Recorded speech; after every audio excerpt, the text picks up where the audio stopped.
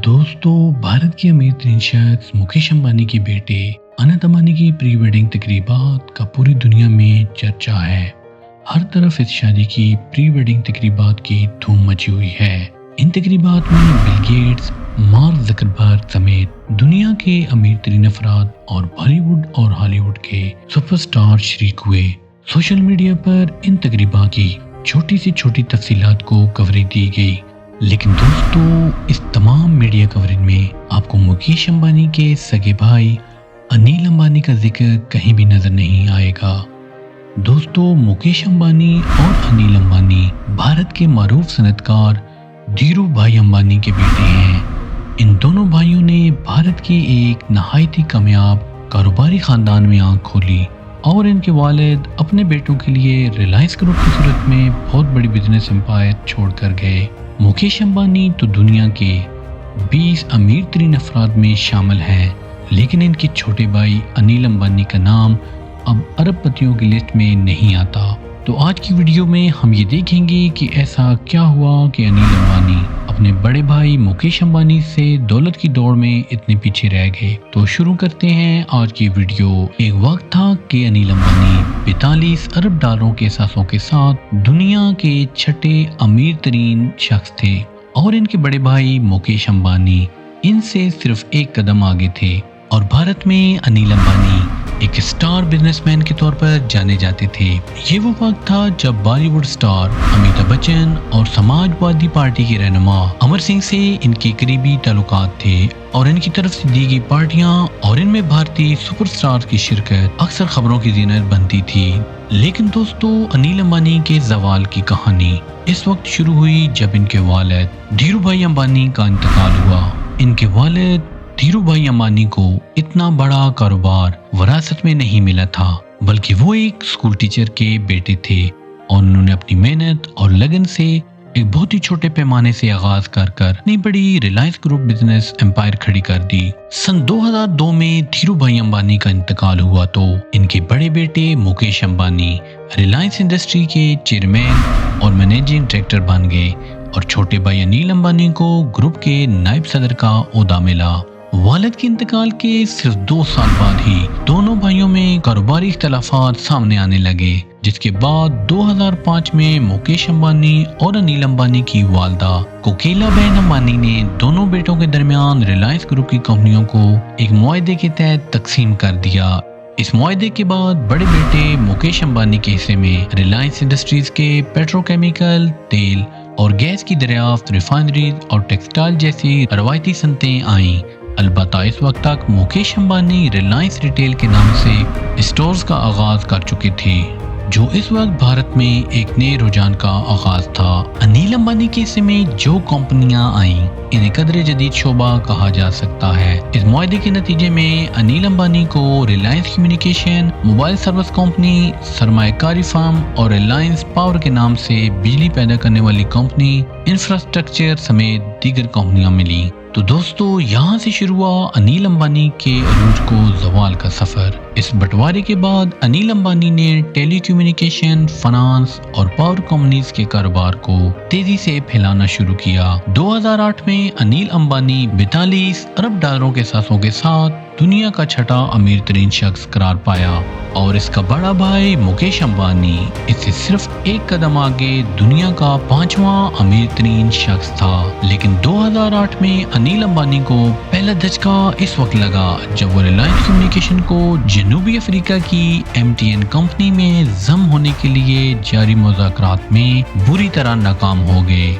अनिल अंबानी की रिलायंस कम्युनिकेशन इस वक्त भारत में मोबाइल सर्विस फराहम करने वाली मार्केट की सबसे बड़ी कंपनी थी। ताहम अपने बढ़ते हुए कर्जों का बोझ कम करने के लिए अनिल अंबानी ने रिलायंस कम्युनिकेशन को MTN में जम करना चाहा था, लेकिन दोनों कंपनियों के मुज़ाकरात का आगाज होने के बाद मुकेश अंबानी ने रिलायंस कम्युनिकेशन में अपने शेयर्स की बुनियाद पर इस डील पर सवालात उठा दिए। इस वजह से इस डील में कानूनी पेचीदगियों का खदशा हो गया और इस वजह से ये मुआहदा नहीं हो सका। मुआहदे की ये नाकामी रिलायंस कम्युनिकेशन के लिए एक बहुत बड़ा सेटबैक साबित हुई। دوستو اس کے بعد 2011 میں انیل امبانی کو دوسرا بڑا دھچکا اس وقت لگا جب بھارت کے آڈیٹر جنرل CAG کی جانب سے یہ انکشاف سامنے آیا کہ ریلائنس کمیونیکیشن کو 2G لائسنس بھاری رشوت لے کر سستے داموں جاری کیا گیا ہے۔ رشوت دینے والی کمپنیوں میں سوان کمیونیکیشن کا نام بھی شامل تھا۔ بھارت کے central bureau of investigation CBI نے یہ الزام عائد کیا کہ یہ کمپنی ریلائنس کمیونیکیشن کی فرنٹ کے طور پر کام کر رہی ہے اور اس میں ریلائنس کمیونیکیشن کے 10% سے زیادہ شیئرز بھی تھے جو بھارت میں ٹیلی کمیونیکیشن کے قوانین کی خلاف ورزی تھی۔ اس اسکینڈل نے ریلائنس کمیونیکیشن کے شیئرز کی قیمتوں کو بہت بری طرح متاثر کیا اور ریلائنس کمیونیکیشن نے سرمایہ کاروں کا اعتماد کھو دیا۔ سن 2010 میں انیل امبانی کو سب سے زیادہ سرمایہ فراہم کرنے والی ریلائنس پاور بھی شدید مشکلات کا شکار ہو گئی۔ بجلی بنانے والی اس کمپنی کا انحصار مکیش امبانی کی کمپنی سے ملنے والی سستی گیس پر تھا۔ 2005 میں ہونے والے خاندانی معاہدے میں یہ بات طے پائی تھی کہ مکیش امبانی پاور پلانٹ کے لیے انیل امبانی کو حکومت کی مقررہ کردہ قیمتوں سے 44% کم پر گیس فراہم کریں گے، لیکن جب انیل امبانی نے اتر پردیش میں بجلی کے ایک اور پاور پلانٹ کے منصوبے پر کام شروع کیا تو گیس کے نرخ پر دونوں بھائیوں کے درمیان تنازع کھڑا ہو گیا جو عدالت تک پہنچا۔ سن 2010 میں بھارتی سپریم کورٹ نے یہ فیصلہ دیا کہ گیس کی قیمتوں کا تعین کرنا حکومت کا اختیار ہے، نہ کہ کوئی خاندانی معاہدہ، اور اس اختیار کو کوئی خاندانی معاہدہ ختم نہیں کر سکتا۔ ان ایک کے بعد ایک ناکامیوں نے انیل امبانی کے لیے کافی مالی مشکلات پیدا کر دی، جس پر انہوں نے 3 چینی بینکوں سے پرسنل گارنٹی پر $1.2 ارب کا قرضہ لیا، لیکن بعد میں وہ اس کی ادائیگی بھی نہیں کر سکے۔ انیل امبانی کی ریلائنس کمیونیکیشن جو پہلے سے ہی مشکلات کا شکار تھی، 2016 میں مکیش امبانی نے جیو کے نام سے ٹیلی کمیونیکیشن کمپنی شروع کر دی۔ جدید ٹیکنالوجی کی وجہ سے جیو نے ٹیلی کام سیکٹر میں ریلائنس کمیونیکیشن کے شیئر کو صرف 2% تک لا کر کھڑا کر دیا۔ ٹیلی کمیونیکیشن کے شعبے میں ناکامی کے ساتھ انیل امبانی کو دیگر شعبوں میں بدلتے ہوئے کاروباری ماحول کی وجہ سے سخت مشکلات کا سامنا کرنا پڑ رہا تھا۔ سرمایہ کی کمی اور ایندھن کی عدم دستیابی سے تنگ آ کر انیل امبانی کو ریلائنس پاور کے اثاثے بھی فروخت کرنے پڑے۔ انیل امبانی نے 2015 میں دفاع کے شعبے میں بھی قسمت آزمائی اور 20 ارب روپے سے زائد سرمایہ کاری سے پاپاپور ڈیفینس اینڈ آف شور انجینئرنگ کمپنی خریدی۔ تاہم جب اپوزیشن جماعت کانگریس نے فرانس سے رفال جنگی طیاروں کی خریداری میں مبینہ بے ضابطگیوں پر سوال اٹھائے تو انیل امبانی پر بھی یہ الزام عائد کیا گیا کہ اس سودے سے انہیں فائدہ پہنچایا گیا ہے۔ اس اسکینڈل میں نام آنے کے بعد انیل امبانی کو دفاع کے شعبے میں بھی کاروباری نقصان کا سامنا کرنا پڑا، لیکن یہاں ایک دلچسپ بات یہ ہے کہ 2019 میں بھارتی سپریم کورٹ نے انیل امبانی کو ریلائنس کمیونیکیشن کو سویڈش ٹیلی کام کمپنی ایرکسن کو 4 ہفتوں میں 4.5 ارب روپے ادائیگی کرنے کا حکم دیا۔ سپریم کورٹ نے حکم دیا کہ اگر انیل دیے گئے وقت میں واجبات ادا نہیں کرتے تو انہیں توہین عدالت کے مقدمے میں 3 ماہ جیل میں سزا کاٹنی ہوگی۔ عدالت کی دی ہوئی مہلت ختم ہونے سے ایک دن پہلے مکیش امبانی نے یہ رقم ادا کر کے اپنے چھوٹے بھائی کو جیل جانے سے بچایا۔ انیل امبانی نے اس پر ایک بیان میں اپنے بھائی کا شکریہ ادا کیا۔ مکیش امبانی کی جانب سے ملنے والے اس بیل آؤٹ کے بعد بھی انیل امبانی کی مالی مشکلات کم نہیں ہوئیں۔